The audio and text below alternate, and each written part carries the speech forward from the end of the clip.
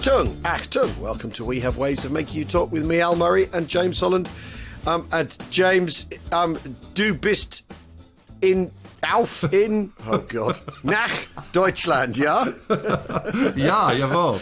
I'm very much in Deutschland. I'm at the Bundesarchiv Militärarchiv, which is in Freiburg im Breisgau, in the Black Forest in the Schwarzwald. And actually, I did indulge in some Schwarzwald-Torte mit Kirsche last night. Oh dear, you're going to come back with some midriff. You don't have to. Well, I don't think so actually, because one of the things I've noticed about folk in Freiburg is that they're not challenged around the waistline at all. Really?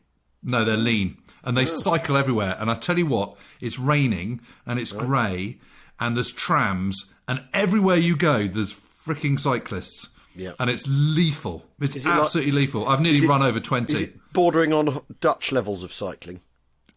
Bordering, yeah, definitely. And like the Dutch, they don't bother with helmet. No, they don't bother with helmet. If everyone's on a bike, you don't need the helmet. So, paint the scene for us. The Bundesmilitärarchiv, is that a building with a Palladian arch and a and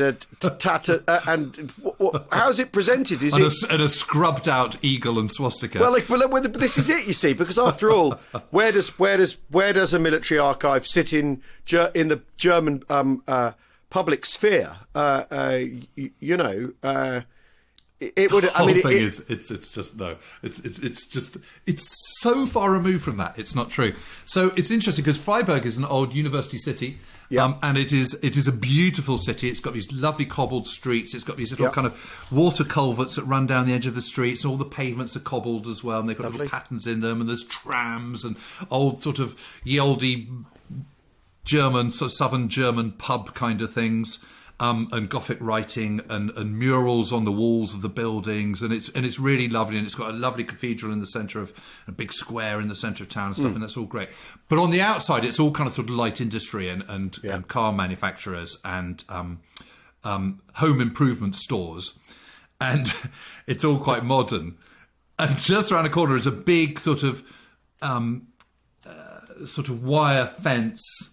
And a series of grey flat-top buildings, metal-looking buildings, completely nondescript. And that is the archive. Right. And you go in and it's all very sparse and grey and slightly echoey, which is one of the reasons I've come back to my Gasthaus to do this rather than stay in the archive, because it's just too bare and,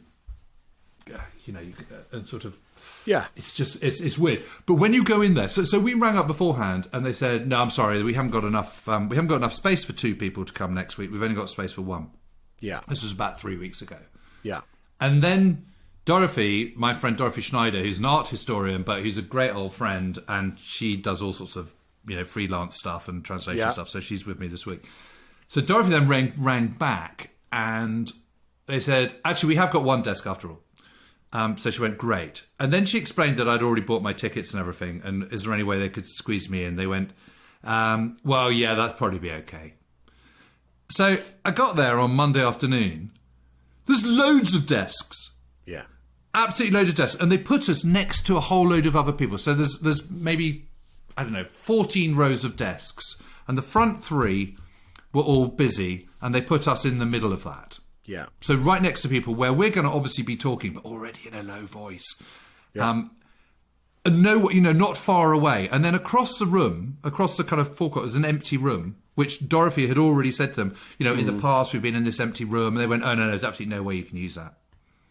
So anyway, we got there and I said to Dorothy, "Look, that room's empty. Why can't we just ask them if we can go in that room?"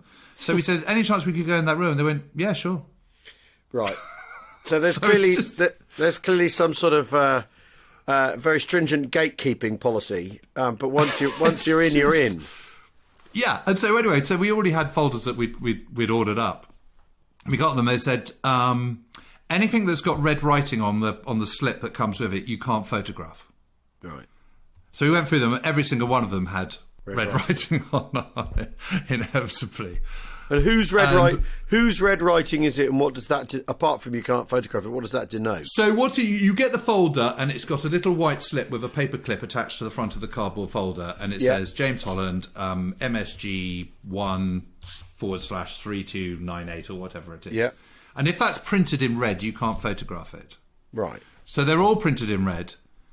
And Dorothy said, "What are you saying? We can't photograph this." And they went, "Oh, I'm sure it'll be fine." So we have been photographing it, even though they're all in red. So the whole thing is just really weird and illogical and contrary and confusing and, you know. So proponents of the idea of German efficiency would probably be tripped up by some of this. But putting it politely. They absolutely would, yeah. And you've just got to kind of sort of go with the flow and just sort of nod and go along with the rules. And then when you get there, just... And how comprehensive is the archive? I mean, because one of the things that people that sort of is interesting about Germany and the war is that we tend to forget that there's a civil service just ticking away during the whole thing, doing its government's bidding, and then when another government comes along after the war, it's basically the same people. You know, that are running stuff and they're filing stuff and doing the triplicate and all that. That's, you know, when you look at Berlin, for instance, the people the city planners that work with Speer during the war and before the war, during the bombing there, and you know, and then after the war are the same people. The fact that the boss changes and that so therefore policy changes, it's still the same people. So is the Bundesarchiv Militär, is it comprehensive, or did they shred loads of stuff? Did loads of it go in an incinerator, or I mean, what survives? It's really clear there are gaps. Yeah, but where those gaps are, it's really hard to know precisely because there is also a huge amount of stuff. Yeah. So one of the difficulties, one of the challenges is trying to find what it is you want. So the areas where they have personal memoirs, diaries, and stuff that have been handed in is in a subdivision called MSG1 and MSG2, and you can use various search tools, sort of like Italian, particular units or whatever, and it doesn't always quite cross-reference correctly. Yeah. So Dorothy did a kind of an early search on that for me and got a couple of things out. And I said, yeah, but what about Wilhelm Schmalz? You know, my friend from Sicily, you know, he's commanding the Hermann Goering division in Italy. So where's he? You know, what's going on with that? And, you know, he's at Salerno and stuff. So then she looks up Schmalz and he does pop up, but in a completely different bit. I've just found the ward diary of the 29th Panzer Grenadier Division, which is great. Yeah. But then also attached to that is a whole load of personal notes and other documents and stuff, which doesn't have any kind of obvious thread, but is just sort of bundled together. Yeah. Then we looked up also, we got this amazing diary by a guy called Schörner, not the bastard Field Marshal Schörner, but a different Schörner, who was commanding the 358th. And it says, you know, it's in the Italian campaign. So I'm sort of getting really, really excited. And this huge diary turns up and it's all typed. So it's not sort of weird Gothic writing or anything like that. And it looks absolutely amazing. But it turns out that he was in Italy in 1941 during immediately after the Greek campaign. Right.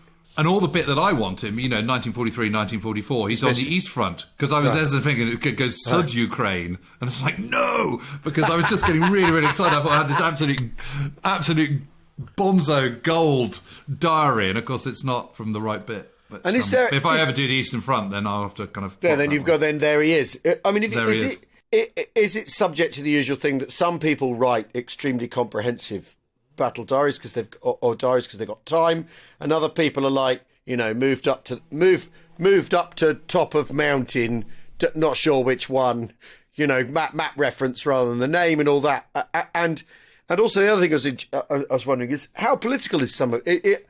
Is there politics jumbled in with it too? Is there you know, Nazi missive number, you know, Führer order, whatever? Is that also part of it? And do they comment on that, or do they just present it without comment? I mean, because after all, British war diaries are also political because they've got stuff coming through they've got to tell the men, and the morale is, after all, a really political question, because as we've been discussing, you need to know what you're fighting for, and in the end, that's a political question. That's a question that occupies the political sphere more than the strategic, and it's outside the tactical. So you can't implement the other two, or the operational. You can't implement those three without a clear political aim. Where does that fit into the picture? Well, there's an awful lot of Heil Hitlering, I would say, like every other page I was looking at the first thing this morning was Heil Hitler signed off, I was then reading a thing about the 29th Panzer Grenadier Division at Altavilla, which is part of the, which is, when they get attacked during the Salerno landings. And it's we will always, it will go down in fame along with other great names, 8 great stands by the German armed forces, along with, this, blah, blah, blah, Stalingrad and Altavilla and all this. But Jim, is that not us back projecting tone onto them? Because after all, a British regiment will sign off with "God Save the King." We've done what our predecessors did at Waterloo and at Sevastopol, and is it not? How do you? Yeah, maybe it's a bit of that. How do you tease those apart? Because that's out of ammunition, "God Save the King." Is that any different to out of ammunition, "Heil Hitler"? I mean, yes, it is. Yes, it is. Because everyone's saying Heil Hitler in the way that everyone's saying God Save the King. Yeah, no, that's your standard sign-off. So I don't think you can read anything into that whatsoever. That, I know, but it's just interesting. That's like saying, all the best. It's well, exactly. It's interesting, isn't it? Because it's the grammar of how they're all talking to each other.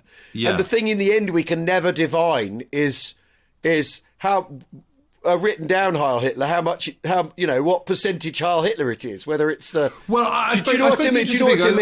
I've read a couple of things this morning. First of one was one which I sent over to you, which was by Bogislaw von Bonin, who's a colonel in the, he's in the army staff of Army Group C. Yeah. But then Army Groups, armed forces in the south, which is sort of Kesselring's command.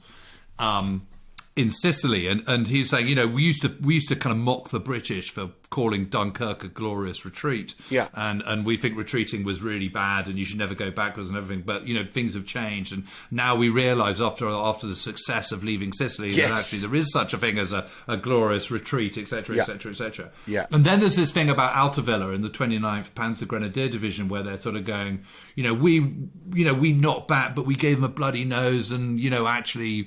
Our stand there against overwhelming artillery fire was, bloody good effort and all this. So there's a lot of that. There's also a lot of we haven't got enough shells, we haven't got enough artillery. The enemy artillery is overwhelming. Our trains aren't running on time. They're constantly broken. The Yarbos, blah blah blah. So there's a lot of that which sort of makes it all seem quite grim. Mean, that report in itself about Dunkirk is absolutely fascinating. The opening bit of it's worth reading. It's retrospect. It's called. Yes, I think it's written. I can't quite tell when it was written, but I think in the year 1940, in connection with the events of Dunkirk, and also in connection with other events, the English theme of glorious retreat was treated by the German press and propaganda in the light of the then unexampled success as a contradiction in terms and a joke. At that time, the German soldier also failed to understand how right and justified was the term.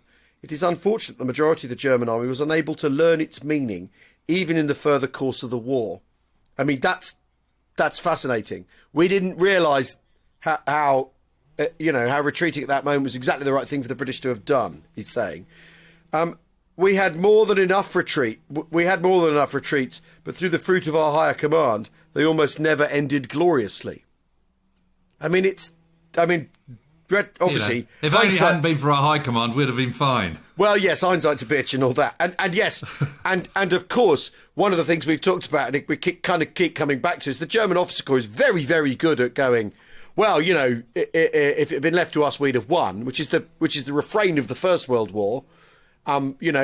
People higher up stabbing us in the back, letting us down, and that the sort of reflexive stab in the back myth thing from the German officer corps in the Second World War moves its locus onto Hitler, which is, I think, You know, which is very interesting, isn't it? Because after all, you've had 20 years of that as political language in Germany that you were stabbed in the back in the First World War. So you're just moving it onto someone else. You're just shifting it forward 20 years and putting it on someone else, aren't you? Exactly. And I think that's a fascinating sort of piece of. You know, the Germans, or is it German psychology or military psychology or whatever, or the psychology of defeat, which after all, you know, when the Germans are winning, we're all in it together, and it's the Führer's brilliance and our brilliant generals, and when they start losing, it's someone else's fault. It's someone else's fault, yeah, and not necessarily the Allies being good and well applied, because it's a thing that the Allies buy, is the idea that the Germans are being badly led. I mean, they are, but it's the thing that the Allies buy rather than going, hang on a minute, we're actually not doing a bad job here. That then metamorphoses after the war into a kind of idea that the Allies are actually a bit crap. And I mean, it's very, very interesting as a sort of psychological answer to losing, that it's everyone's fault but yours. And that the Germans, you know, the locus moves to Hitler rather than socialists or democratic socialists or Jews or whoever, that in the end they end up pinning it on the bloke who hates all those people. I mean, it's sort of, if you're a fan of irony, there's irony on offer, isn't there? Yeah, I suppose so. The other thing that's interesting is you know, there are. I've been looking at a guy called Jörg Zellner, who's a company commander in the 44th Hocken Deutschmeister division, and one of my favourites. Definitely one of my favourites. And he talks about people just deserting. You know, we had another deserter last night. That kind of thing. You know, it comes out in his diary. He comes across as an incredibly nice guy. He's constantly worrying about his wife and his kids back home and the bombing raids and all the rest of it, which you would be. Yes. Came across his amazing diary, and sadly it just doesn't work for us at all, for me, because although he's a Luftwaffe pilot, and although he's in Italy, he's only based up in Venice, and most of the time he's in the Balkans and Yugoslavia. But he's also been on the Eastern Front as well. And in August 1944, so it's past my timeline anyway, he gets this letter from his sister, who's in Königsberg. So already the kind of the warning bells are ringing. Yeah. And she goes, "Oh, you know, my dear brother, I just want to tell you, I finally got engaged. I'm so happy. You know, I love him, and you know, he's absolutely well." Anyway, the next letter that arrives the kind of following week is, "I'm really sorry, but the day after she wrote that letter, she was killed in a bombing raid." Oh God. And the father says, "My only consolation that my darling daughter has gone is that at the moment she died, she could not have possibly been happier." And the pilot is so distraught, deranged with grief that he runs out and starts digging a grave for himself to lie in. It's really weird. He just has this moment. His friends have to get him back and just calm him down and give him some schnapps and get him to pull him together. He's so upset. It's absolutely unbelievable. So what I have done is I've photographed the whole thing, and because it's book length, and it covers such an area. And I was thinking, you know, maybe this is one we could do in our little series. Yeah. Get it translated. It's really well written and really interesting, and he's got a really interesting war and the sort of various vicissitudes and, you know, things he witnesses and stuff, and this sort of heartbreaking family tragedy in the middle of it is. It's really good. So, you know, there is some amazing stuff out there, and you know, these guys all come across, for the most part, they all come across as quite human.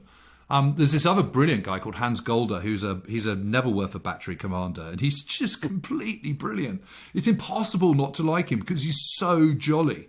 He's absolutely the best in everything, and he's, you know, even when you know everything's terrible, he's got some sort of wry, lugubrious comment about it. Yeah, and he goes, "The guys keep looking to their old man to lead them through this torment and all the rest of it. All I can do is offer them a few, you know, dregs of gut rot wine that I've managed to get from the Italians. But, you know, what the heck? At least there's something."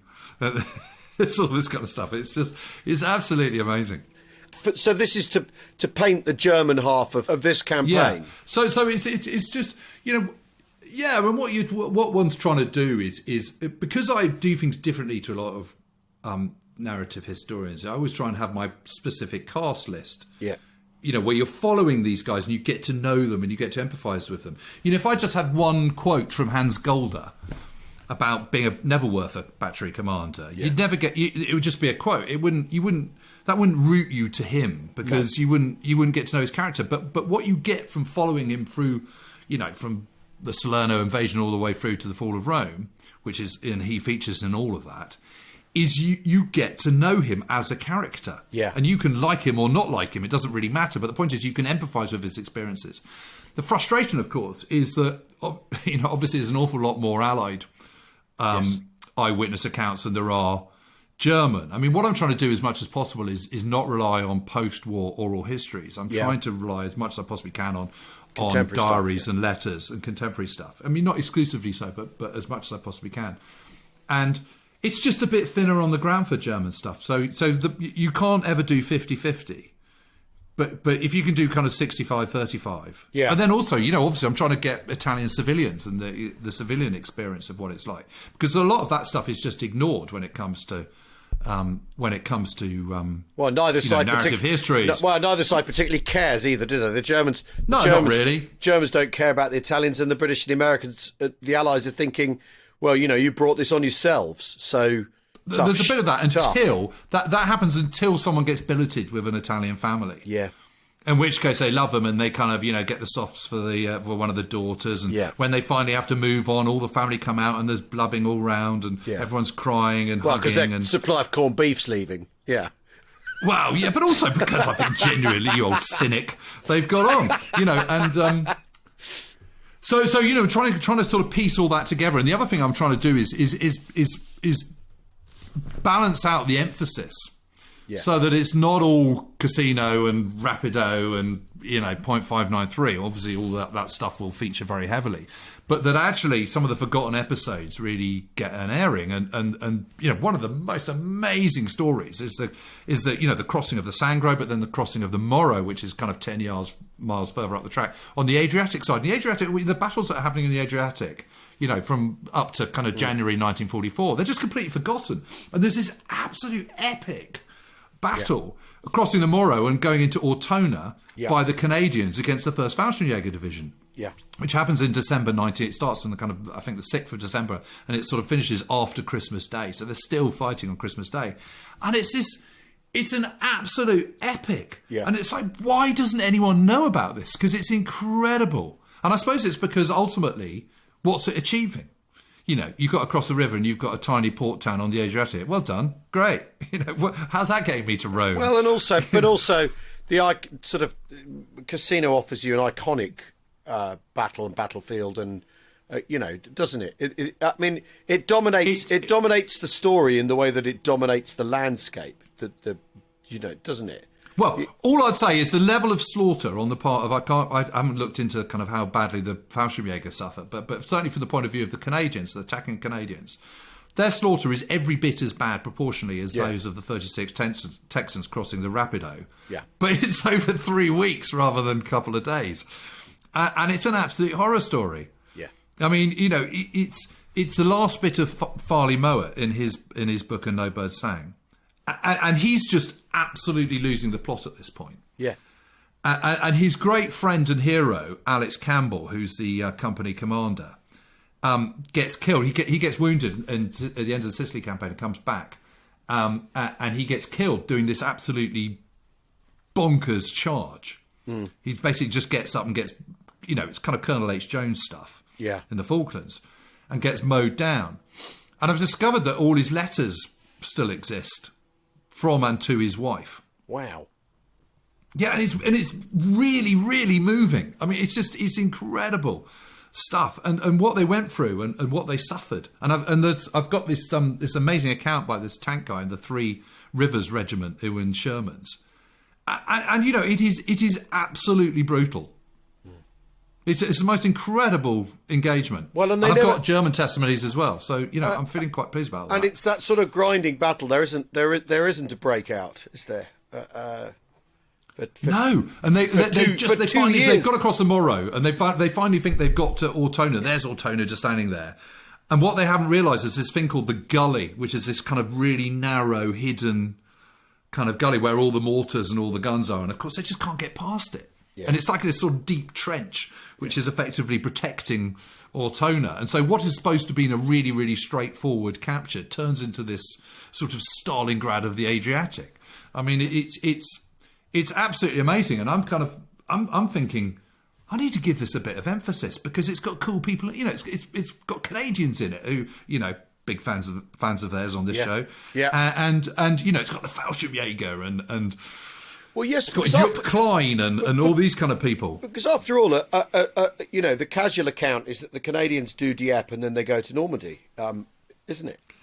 Yeah. You just, I'm Do you know completely what I mean? overwhelmed by their contribution here. Yeah. Tell you what, we'll take a quick break and then we'll be back to carry on talking. We've had an interesting message sent to us. Anyway, we'll see you in a tick.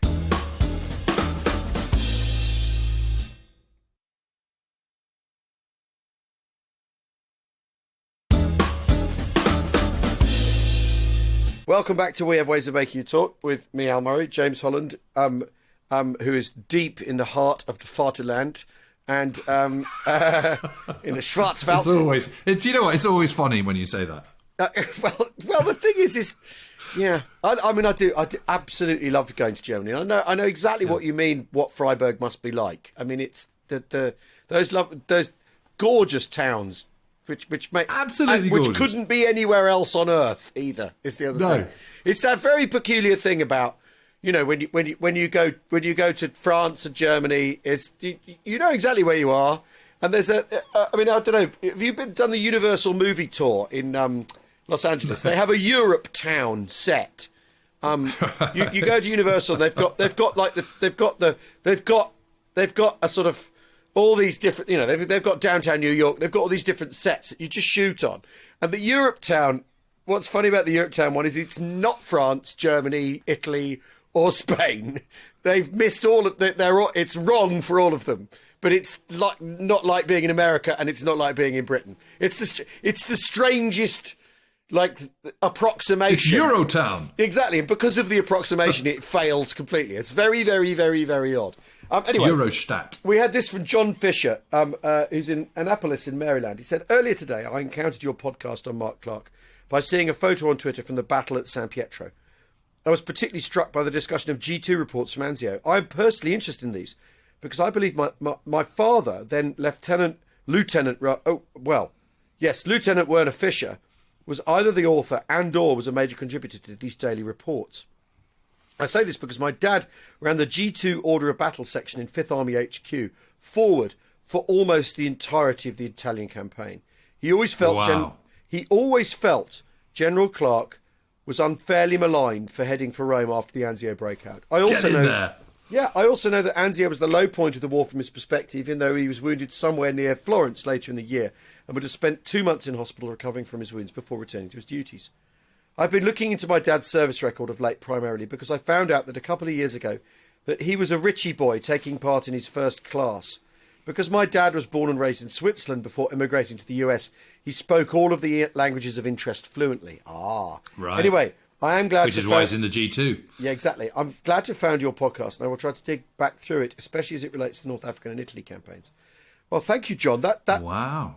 I mean, the thing is, there was I'll have to drop him a line. Well, after we talked about Clark and Rome, there was a bit of sort of Twitter to and fro about it, and I think you can't underemphasise. You're capturing Rome. It's Rome, for God's sake. Western culture has stand Rome and the Roman Empire since the Renaissance. So the idea that capturing Rome would be something, actually, you know what? It's not a political objective. It doesn't feed into our grand strategy. I think is basically preposterous. If you've got the chance to capture Rome without smashing it up, you absolutely do it. It's one of the big objectives of the Italian campaign. I know, but it's and of course it is, and it is because for so many reasons that completely overwhelm the idea that actually no, you know, you shouldn't do that because there's other things you should do. It's Rome, for God's sake, in a theatre which we've just been talking about has been this relentless attritional grind with no proper breakouts, with no swanning, with none of the things that you're always promised as the fruits of every operation you every new attritional break-in operation that you do, you're promised the fruit of swanning on to the next big place. The idea that when you get the opportunity to do that at Rome, you don't take it because you've got other housekeeping to do is basically silly, I think. And the sort of criticism, I think, is essentially silly.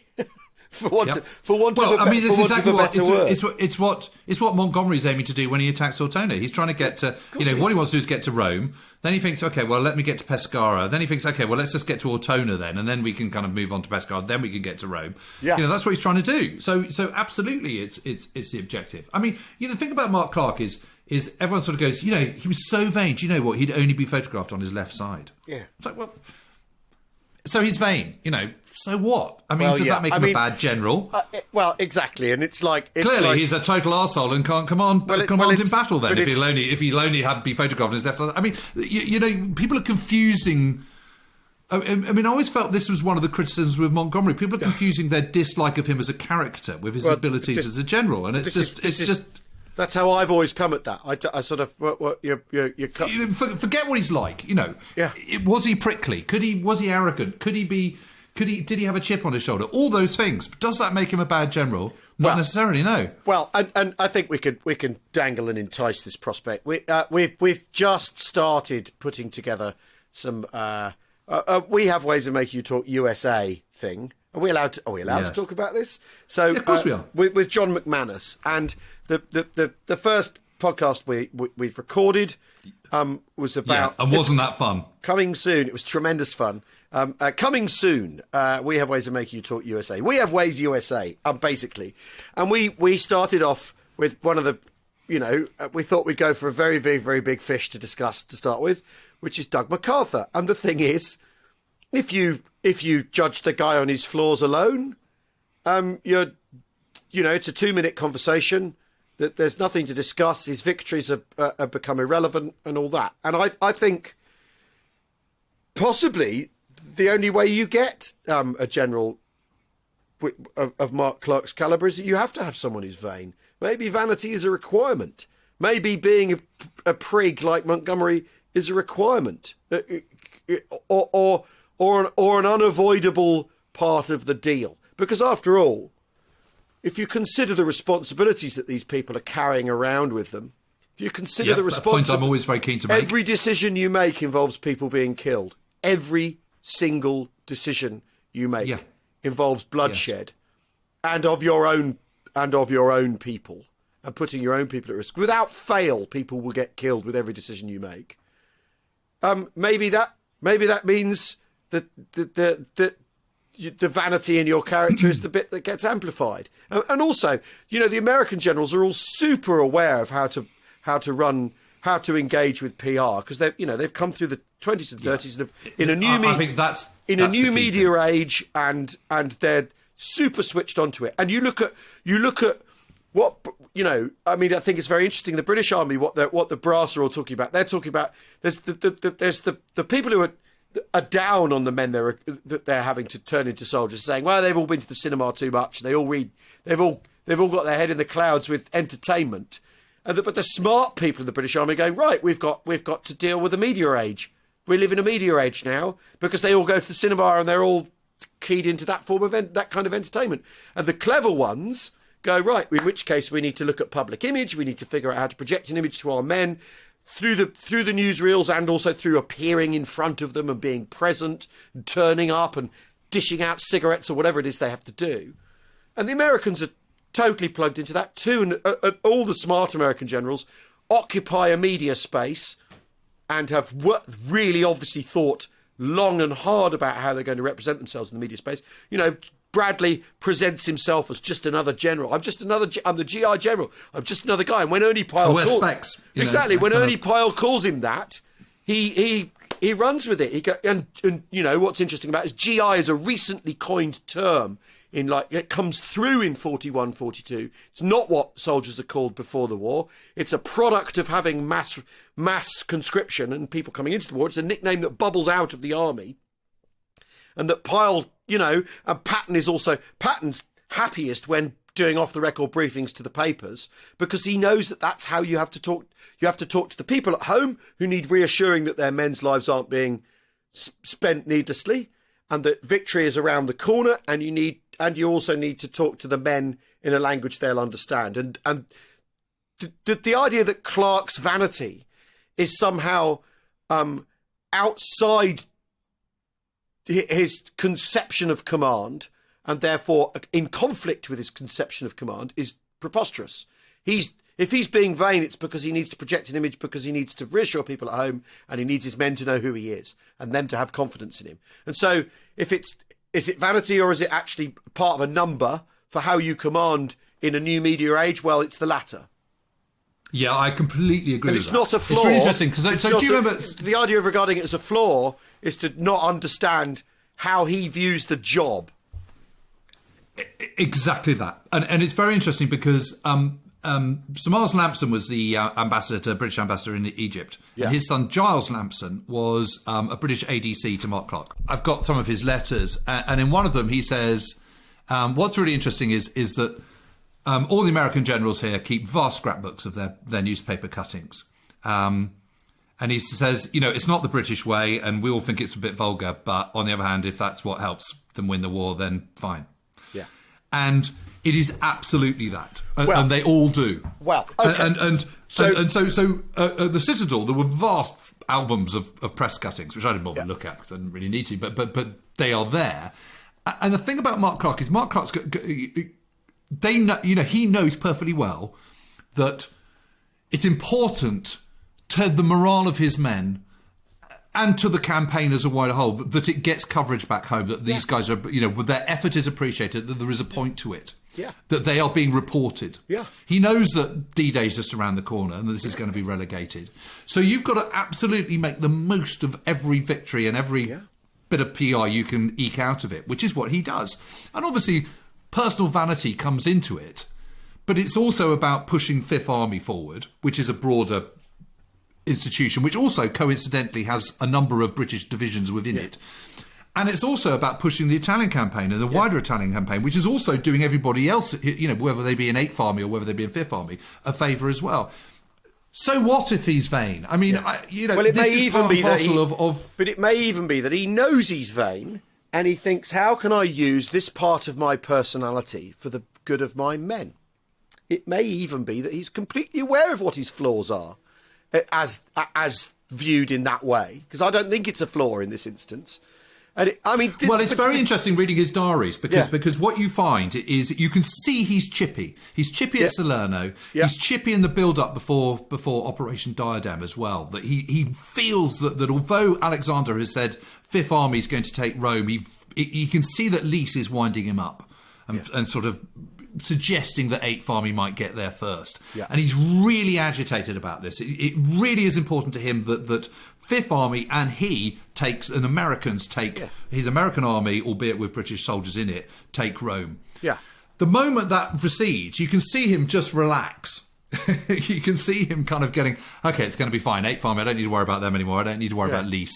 And all his stresses and growing outrage and anxiety, that all just melts away. It's really interesting. And you have to remember that although he's an incredibly competent and proven operational commander, as someone who has organised troops, or he's basically Operation Torch is his baby. I mean, he's basically organised it. And then he's built Fifth Army, trained it, and then landed it at Salerno.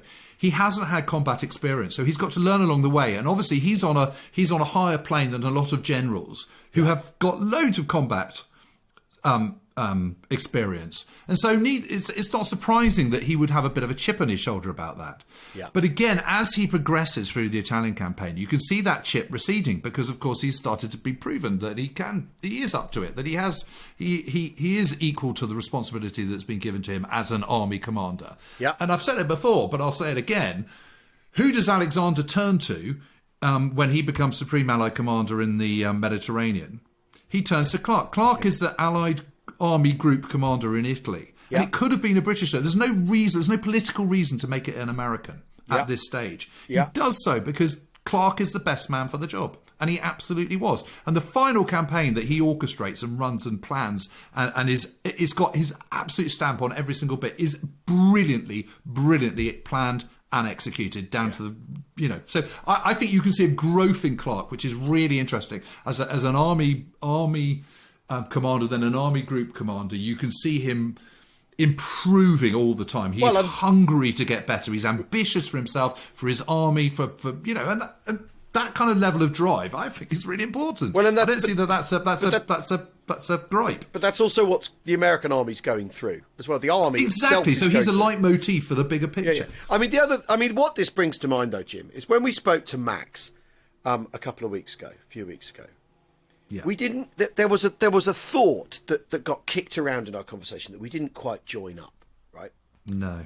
There was a few of those. I think we were being a little bit. Well, no. But the one that afterwards I was really kicking myself was about. So he talked about how Churchill didn't get it. Churchill saw war in terms of glory, and it was surprised, and what the men in the desert would say they're fighting for is their families. They want to get home, and then in the end it turns into. And then the army certainly the army educational board and all that sort of stuff. You get this thing that it's about beverage and all that sort of stuff, right? As part of the story. Then you have the question of Churchill's distaste for Harris. And interestingly, you talked about Clark there. Harris was very concerned with his men's morale. Was very concerned with the idea that people at home thought this was all worth it.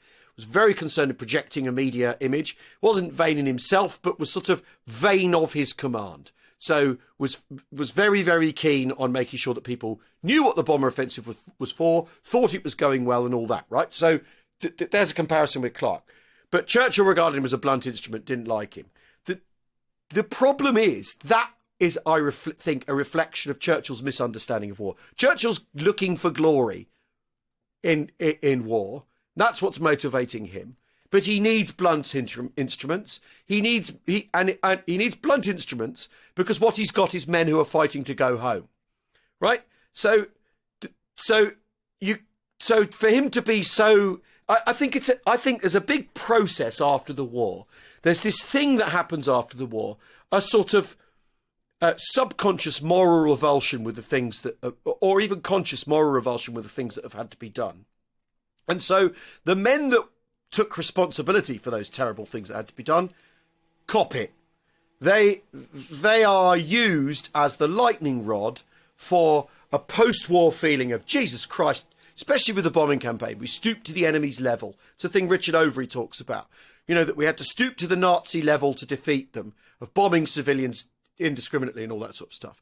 And I think that's where somehow you end up misappraising or appraising someone like Clark or Monty or Harris and zooming in on their personal faults and zooming in on what unpalatable and unpleasant people they were. And the reason they're unpleasant and unpalatable people is because you're having to do an unpleasant and unpalatable thing. So you light on those people and you make them the lightning rod for how society feels about the thing it has had to do. And I think that goes with, it being a democratic war, a people's war and everything. The civil society had to do something completely uncivil. So how do you go back to being civil? You reject the people that showed you the way because they led you to terrible places. And I think that's a big part of what happens to people like Montgomery and a big part of what happens to Harris is that you just can't possibly thank them for what they did, because what they did was led you into darkness because that's where you had to go. And that's really how I feel about those people. And in a way, talking to Max, I felt he can't quite join, or we didn't get him to join those thoughts up. That you need Harris to lead the bloke who just wants to go home. And Churchill's conception of a glorious war simply doesn't fit into that relationship. I think that's absolutely spot on. I really do. And I've been thinking a lot about this with Italy, of course. Yeah. Because, at what point to destroy evil, how much evil do you have to commit? Well, and it's Lord of the Rings. I mean, it's Lord of the Rings. It's exactly that. Your brother and Dominic on their podcast have been talking about Lord of the Rings a lot, and I've gone back to reread it. And the central question in Lord of the Rings is how far do we go to defeat these terrible, terrible people? And and essentially, I'm very convinced by their argument, aren't you? I mean, yeah, well, and essentially, when you read Lord of the Rings, that they kill every orc they can possibly get their hands on, and it's you know what I mean? It's not a pretty picture. But I think so much of how figures like Montgomery, so much of how you pound how the mistakes they made get amplified and turned into what dreadful people they were is because war's dreadful, and we had to do a dreadful thing. And every death that they're responsible for, the responsibility is amplified, because otherwise we did this as a society, a civil society. We did this as it's like the way that when you look at the Second World War, it's the Conservative Party that gets Britain into the Second World War. No mistake, by screwing up in the late 30s, and then it's the Conservative Party that somehow gets Britain out of the Second World War in the form of Churchill, who, after all, is not really a mainstream Conservative in the 30s by any stretch of the imagination. And so the Tory Party, they get to say that Churchill won the Second World War. They get to admit that they got Britain into it. And Labour, and what Labour gets out of it is they get the Attlee government, and that's the deal. The political deal at the end of the historic political deal, as it were.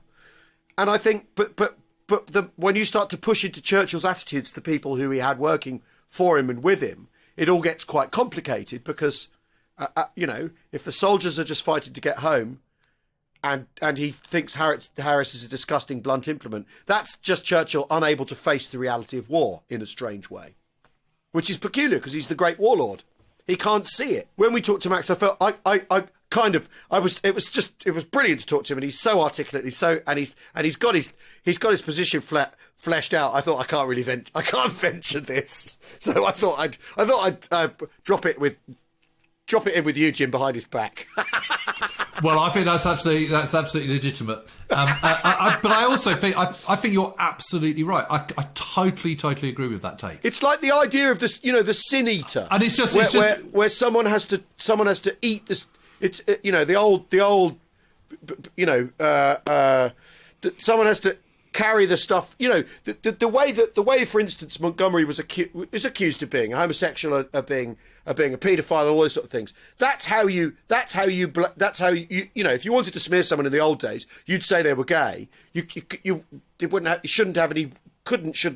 any traction now. But that's what you used to say about someone to undermine them, and obviously he does say mad, crazy, horrible, racist things in the 60s about apartheid and all that sort of thing. So he is unpalatable. But the point is that he's carrying the war with him, and you shove him off. You go, look at that ghastly prick who he's a terrible man. But it's because how else does a civil society digest the experience of war, as well as telling glorious tales about itself? Which is the thing Max talks about. I mean, it is amazing that the literature on the Italian campaign, whether it be Eric Morris, whether it be Raleigh Trevelyan, whoever it is, that were writing these books in the kind of 60s, 70s and 80s, it's relentlessly downbeat. It was rubbish. It was a terrible campaign. It was badly fought. The Germans were really good in their defence and much better man for man. We were lions led by donkeys. It's all that stuff, and it's so warped and frankly wrong. I mean, it's just amazing. It is really, really incredible how downbeat everyone is, and it's just missing a whole level of comprehension. And it's just the truth of the matter is it was an incredibly difficult place to fight. They'd been committed. The winter was terrible, as I never failed to remind people, and it's they got from the Allied point of view, they got themselves into a situation where there was no retreat. You know, there was no reverse. You know, they had to keep going forward. Yeah, and with diminishing. Well, I mean, you've got battalions. So the Canadian battalions at Ortona. We're always talking about, well, you know, we're up against all these German divisions in Italy, but they were under strength. Well, battalions are rarely under strength in Normandy because they're just across from the Channel and there's lots of people coming through. But in Italy, you're always last on the list. Yeah. So you're not getting those replacements through, and you're not getting them through in any quick time on the Adriatic coast in winter. Yeah. So these battalions are not 900 strong; they're 500 strong. Yeah. You know, these companies are not 130 men strong; they're kind of 90 to 80. Yeah. You know, your platoons are 20 men, not 36. You're getting ground down. And so everything is just everything stretched. But in a way that it's not anywhere else. But this is the campaign where there is no glory. You have to be a blunt instrument, and finally, there's civilians caught up in it. And also, there is also in large amounts. I mean, I know there are people in Tunisia. That's not me being Eurocentric. But there is an element of, well, there are white people caught up, you know, and it's of the time that there are Italians and Italy's the cradle of civilization, all this stuff, as well as having gone fascist. So there's that old Allied thing where they go, how can the most civilized people in the world turn to fascism? Which is the question that gets asked in Germany a lot, and the question that gets asked of Italy a lot. And I think that's got other associations anyway. But there are people caught up in it, so you can't depict it like because the war in the desert, after all, is depicted as this sort of chivalric thing where it isn't. Yeah. It isn't war without hate. And exactly, all that. and you can resort to that to tell the story of it in the desert.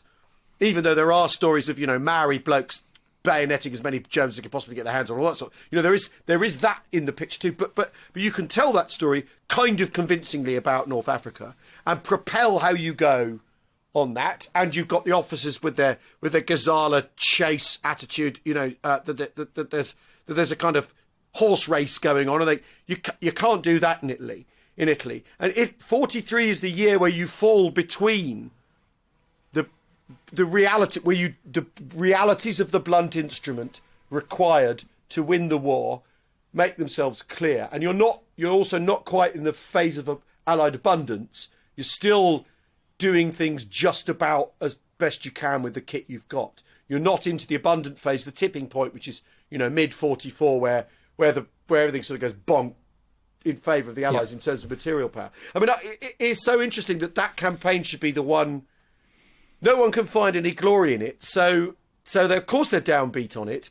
Whereas once you're in Europe and once you're in Northern Europe, Northwest Europe, and you're aiming at Berlin, there is at least, I suppose, But I think there is some glory. There's some glory in capturing Rome. There's some glory in bringing down the fascist regime. But that's